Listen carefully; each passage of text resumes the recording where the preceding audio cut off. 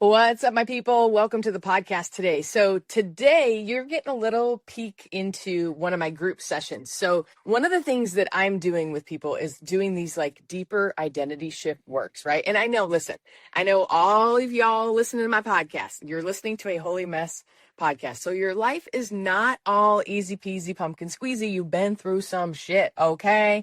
But you're not letting it define you. And also, I do know you guys, your life looks really good on the outside, but you've got some struggles going on the inside. And so this is you're my demographic. You're exactly who I work with. I'm so grateful you are here. Okay, today's episode, there's some practical tools and takeaways to help you. Listen, we all want to get to our next level. We all want to get to the next era, the next phase. We want that more that we're longing for, right? We've done a lot of the work. We're not in like, our house isn't on fire internally. It's not super chaotic, but we do have just some struggles and all that. And we keep kind of going up struggle mountain with things. One of the things that I was trying to tell some of my students was, listen, we're going to do the deeper identity shift work. We're going to deal with the lies that are holding you back and helping you step into this next era. We're going to do the bigger shift identity work. But when we're triggered, we have to calm the storm. We have to calm ourselves down. And so there's just some seriously simple, practical things that you can do day in and day out, sometimes 2 and 3 times a day, to settle your nervous system, to settle your heart and mind, to settle your spirit, so that you can do the deeper work and the deeper shifts. And so it's something that I'm working through with my students all the time and my clients. Like, okay, listen, we're going to do these bigger identity shifts, but we also have to get the practical tools to settle our nervous system down. Otherwise, the bigger shifts are never going to come. They're never going to happen. And so I hope this episode blesses you. I hope that just being reminded of doing some very practical things that you got to get addicted to. You got to get addicted to doing the practical things. They're not sexy. They're not like, oh my gosh, blow your mind transformative, but they are very helpful. And so I hope that these 7 practical tools help you out the next time you're triggered. Just implement them. Let me know how it goes. I know it's going to help you. I guarantee you, money back guarantee. Okay. I will refund you 100% of this podcast episode that you paid for. By the way, you didn't pay $1. Okay. I'm the sponsor of this episode. Okay. So I hope this episode blesses you. 7 practical tools to help calm you down and to bring you back to a good place so that we can do the deeper work. I am doing this constantly with my clients because listen, when you're doing this deeper identity shift work, trying to get to the next level, we're triggered. It's like we're trying to shut off old skins and trying to step into the next level. And, it's our identity, our nervous system, everything kind of freaks out. So it does take some practical tools along the way. If you want to dive deeper and you're like, I want a coach in my corner, I want Dani in my pocket, I want to work with Dani, go to the show notes, book a discovery call. I'd love to invite you into maybe one of my groups or doing some one-on-one with me where we can do this deeper work to actually have the identity shifts and to get into your next level, whether it be for business or with your family or just your own, for you, like for who you are. And if you want to get certified to be a life coach, also book a discovery call. Let's go. We're having fun inside the community and it's just so fun getting to the next level with everybody. It's just amazing. So anyways, enjoy this episode. Remember, practical isn't sexy, but it's very, very needed. Enjoy the episode. Love you guys. So grateful you're here. What's up, my people? Welcome back to a Holy Mess podcast. All right, my friends, we all know life can be so difficult and painful at times, especially when we're wrestling with shame about our past, anxiety about our future, or frankly, like we are just not enough. But there has to be so much more for us. There's hope and joy, peace, love, fun, purpose, and a reason that you, my friend, are on this planet. Let's partner with God so you can be who He created you to be as you wrestle through and trudge through your mess.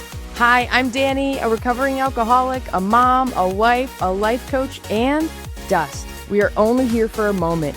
Let's live like it. I'm just like you. I'm a holy mess most days. Actually, every day.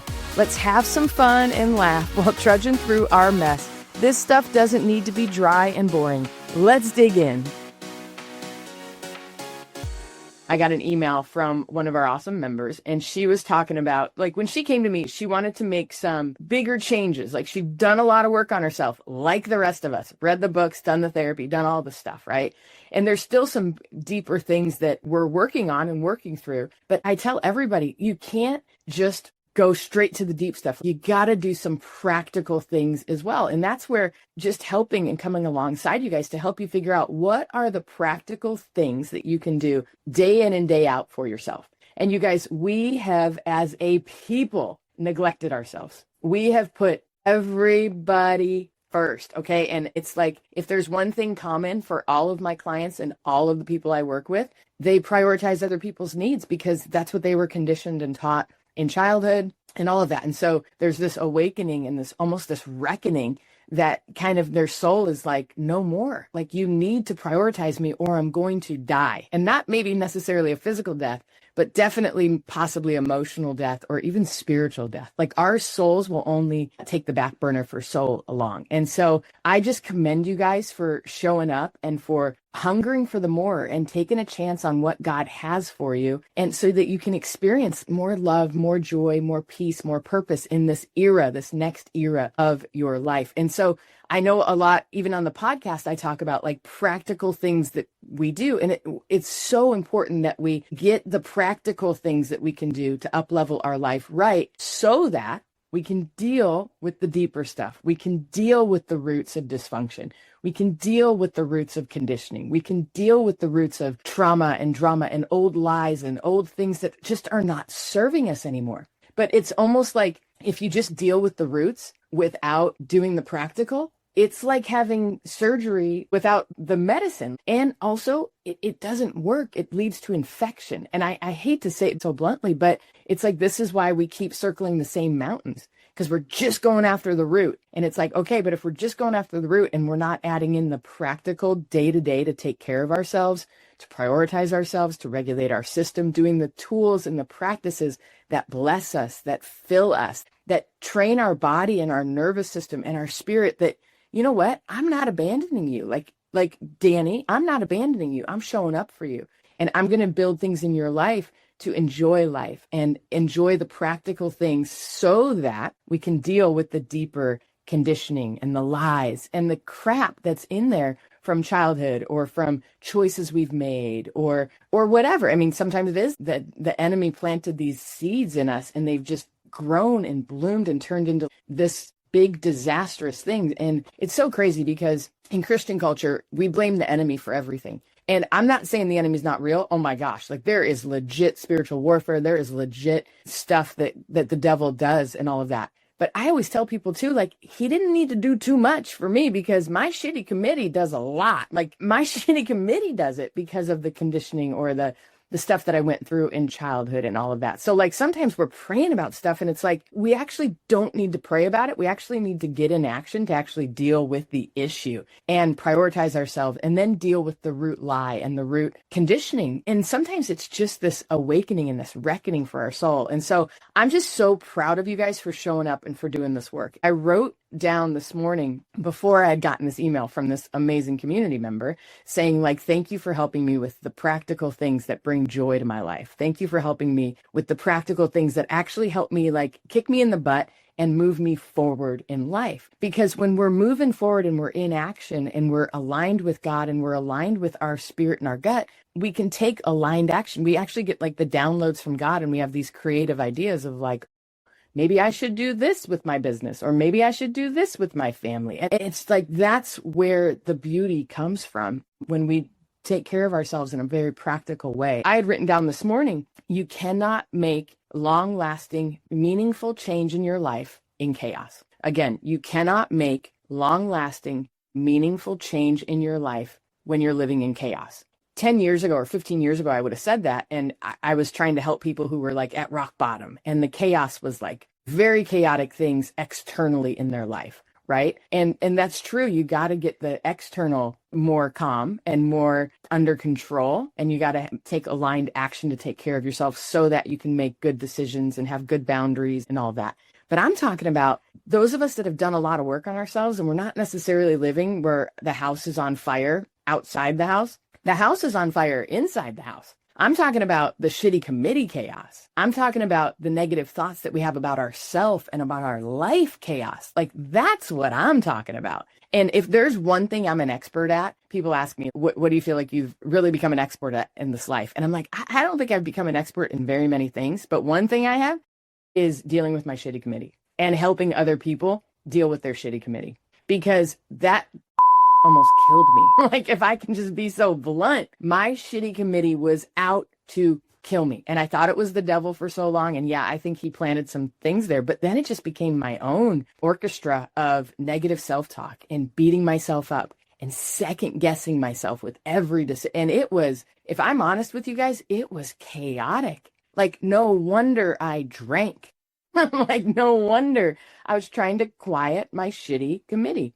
No wonder I ate ice cream and ate potato chips and all of that. It was trying to numb and shut up the shitty committee because I couldn't turn her off. And this is what I'm after. This is what I'm trying to help and empower you guys to overcome your shitty committee. And I don't mean get rid of her, because, by the way, she's a part of you and there's needs that need to be met. And that's why she's there. There's things that she's hurting and she's scared of and all of that. And so there's a lot to it, right? There's the practical we got to deal with. But then there's also like the deeper stuff that we have to deal with so that it's the shitty committee doesn't run and rule your life, and that we can actually just kind of laugh at her and be like, silly Dani. It's funny. I was on a call yesterday with one of my awesome one-on-one clients. You guys, I love my clients. You guys are, I just love you guys. You're the best humans in the whole world. You're honest and you deal with your stuff. You do the work and you just don't want to be a broken bird. You want to like soar and fly, and you are my people. And she was telling me, we've been working together now for a few months. And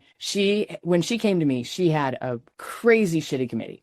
She's an overachiever. She's a striver. She's done really well in life. But her shitty committee would wake her up 3 a.m. and throughout the day and just haunt her. And she would second guess conversations. She would second guess things, decisions she's made, like all of this stuff that is, we think sometimes until we wake up to it, we're like, oh, that's just natural. Isn't that normal? No, it's not. It's not healthy. It's not normal. It's not the way I want to live my life. And I know it's not the way you guys want to live your life, or you wouldn't be here. Right. And so she was telling me that she had done something. And she said, I made a mistake. I made this bonehead mistake. She said 6 months ago, I would have crucified myself. I would have just been like, oh my gosh, we'll call her Jane for the sake of the conversation. Oh, Jane, you're so stupid. Why would you do that? Like, just beat herself up, and felt so small. And so it would have eaten away at her self-esteem. It would have just set her back. She said she made this mistake, which was very human of her, which, by the way, her even acknowledging that this mistake was human was like, who are you? This is amazing. Like, you're actually stepping into who you are. And she said within a second, she had a pause and she went, silly Jane, you just were human and you made a mistake. And she said she literally giggled to herself and she was like, what is going on? How did I get here? My goodness. Like, she couldn't wait to have a session with me to tell me that she giggled at her shitty committee. And she was like, oh, silly Jane, that's so human of you. And then she like moved on with her day. She went on a bike ride. She called a client, like, and she was like, my gosh, like, this is transformation. This is what you were talking about. This stuff doesn't have to haunt me. And I mean, I cried. I was like, this is huge, because when people have these moments, it's like, you guys, we can't like, this is huge. That will change the trajectory of her life if she can tame that shitty committee and not be sucked into the chaos and the sadness and the self-doubt and all of it. And it's just a miserable way to live. And that's one of the reasons why I'm so passionate about helping you guys, like, seriously deal with your shitty committee so that you can just giggle at it and you can just move on and you just know you're human and you get to just enjoy the day, because we are going to blow it, right? It's that the shitty committee has capitalized and stolen the years from us. And I'm like, I'm done with that. Like, and that's why I'm fighting for this with all of us. Talk about Joel 2:25, where God will renew the years the locusts have eaten. She was talking about that yesterday with me. She was like, I feel like now that I'm learning how to step into this, God's renewing my mind. This is how he's renewing my mind. He's dealing with my shitty committee once and for all. And so I'm like, yes, this is amazing. That is the chaos that I'm talking about, and about helping us calm the chaos and not be so sucked into the chaos. And part of this, why it's so practical and why I push on these practical tools, is because we're trying to regulate our nervous system so that we can actually do the meaningful work and deal with and uproot the lies that are in there that have sucked the life out of us for so long. And so that you can step into more joy, more confidence, more clarity, more wisdom, and walk through this life as the empowered human that God wishes you to be, with your life story and your experience and all of that. there were two subjects I really wanted to dive into today. And so today I wanted to talk about practical tools to do when you get triggered. Like I made a list of 7 practical things you can do when you're triggered. And if some of these on the list don't hit well for you, replace it with something else. But if 5 or 6 of them do, like let this be your practical list so that you can deal with the deeper things moving on. But you gotta get through these like rocky moments, right?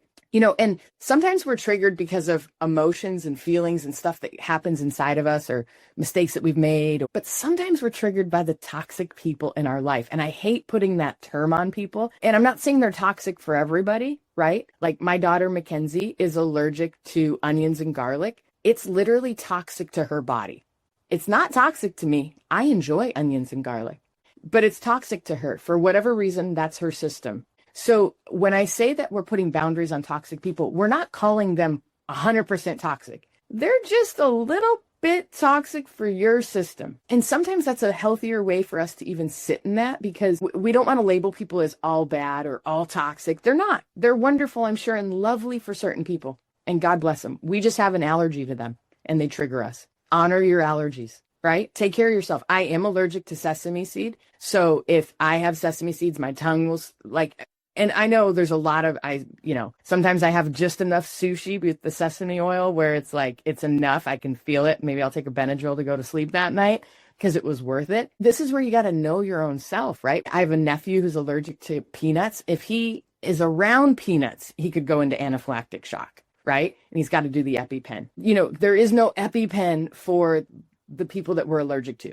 We just have to let the stuff kind of like roll out of our system, right? And some of us, it's family members that are just toxic to our system. And we just need to learn how to take care of ourselves and have healthy boundaries because we have like an allergic reaction. It's like the best way to describe it. And I'm not calling them completely toxic, but they are for us. And so we have to learn to have boundaries, right? I have a friend whose daughter is kind of making some squirrely choices right now. And it's really affecting this mom, So she's put the boundary that she will not talk to this daughter past 12 p.m. in the afternoon. So if she's going to talk to this daughter, it's got to be, morning time. So she has hours and hours to get back to a healthy place so she can sleep at night. That's a healthy boundary that she's had to put up for herself. And is there loss in it? Yeah. She can't talk to her daughter at 3:30 in the afternoon because she won't sleep all night. But it's learning to manage and what your system can regulate and all of that too, right? And so it's like, I can't have caffeine past noon. There's certain people I can't talk to past noon either. I've borrowed this from my friend and it has blessed me, you guys. It has absolutely blessed me. Like, don't take that phone call at 8:30 at night because it's going to trigger you and it's going to cause issues. And so when we're drained and when we're triggered, our go-to coping mechanisms, most of us are like a pint of ice cream. Hopefully it's not, 2 bottles of wine, right? But sometimes it is just drinking too much or the chips or doom scrolling, like all of these things that we do as a natural human response when we're triggered. What I am trying to help us all, myself included, is to empower you to find healthier coping mechanisms, to find healthier things to do when you're triggered, right? Because if we can settle our system, we can actually deal with the root issue of why we're triggered, right? And get into the deeper things. But we got to do the practical things. So, and this is like just practice, but I want to encourage you, 7 things that you can do when you're triggered. It's something that I did earlier this week. And I just wrote a list and I'm like, oh my gosh, I got to share this with my people because the practical helps us actually deal with the deeper thing that's going on. Instead of when we're triggered and then we go eat the pint of ice cream and then we feel shame about it and then we hate ourselves.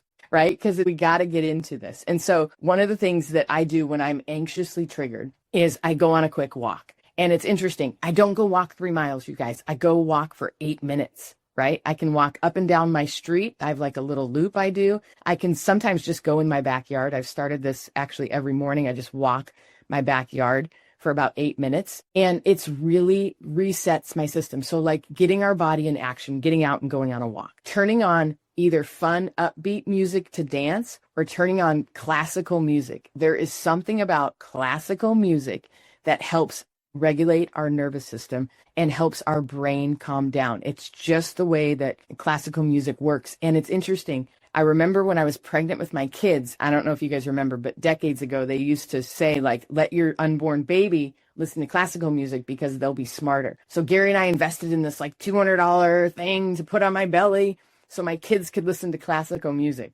Did it help? I don't know. Who knows? But I bought into it. So psychosomatically it helped, right? And honestly, I remember sitting there with the vibration of the classical music on my belly, and I remember it calmed me down. And so I thought of that a couple of weeks ago, and I've been doing all this research about how classical music can really help regulate your nervous system. So I want us all collectively to grab a playlist on Spotify of classical music. And I'll send you guys a list for the classical music playlist that I listen to. One of the other things is so the next thing on the list is like move your body.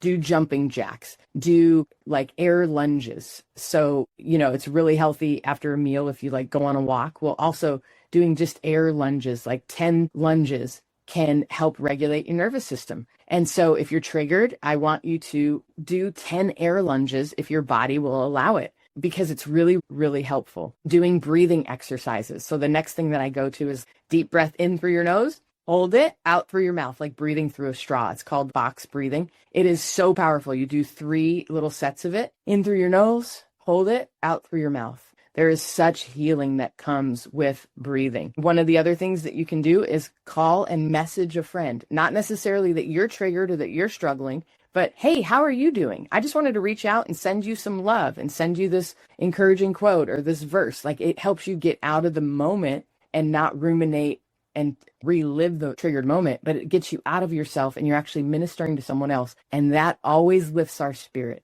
So I want that to be a tool in your tool belt as a practical thing that you can do. One of the other things that is just so fun that I love to do is dance. You guys know this. It's part of my morning routine. I wish all of us would collectively dance for 10 minutes a day. It is like great exercise. It's great for our nervous system. It's great for our spirit. It brings back that childlike joy. And we're going to talk about this soon, but like about how we need to practice joy to grow capacity for joy in our life. Dancing is like really fun. It's a real practical thing that you can do. Also, the other thing is I have a ping pong table. We've had it we actually brought it out of the garage and into our living room a couple months ago. And so it's sitting up on the wall, but I lower one edge of it and I do ping pong. It's table tennis. There is something to it. I just watched the psychiatrist talk about the importance of brain longevity. If you want to like not get Alzheimer's and dementia and all that, like there's something about the quick movement and coordination, watching the ball and all of that and hitting the ball and all of that. So if you don't have a table tennis thing, you can grab a tennis ball and throw it against the wall. Throw with your right hand, catch with your left hand, throw with your left hand, catch with your right hand.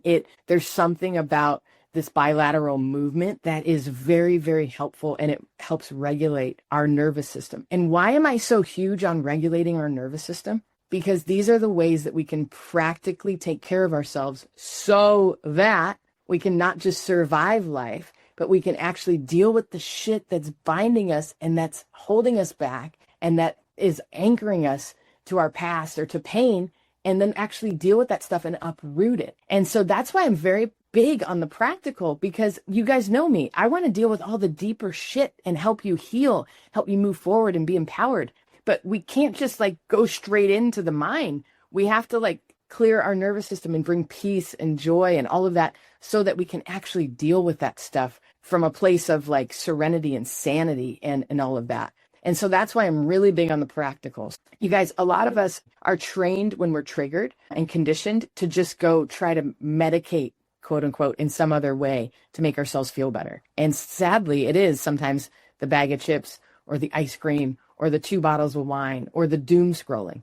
The issue with that, and I'm not shaming anybody if that's your go-to, the issue with that is that leads to more shitty committee thoughts and more shame and all of that. So that's why I'm really trying to build our muscles for the practical things that we can do to comfort our nervous system, to take care of ourselves so that we can deal with the deeper issue. And then hopefully we're not as triggered. Like that's the goal, is to not be as triggered as much. It's not that we're never going to not be triggered. We're human. We're going to be triggered. When we're triggered, we need to have really practical things to settle ourselves so that we can deal with the deeper issues. And this is what we're doing in my programs, right? We're trying to like deal with the deeper stuff and uproot this stuff so that we're not so triggered. That's the goal.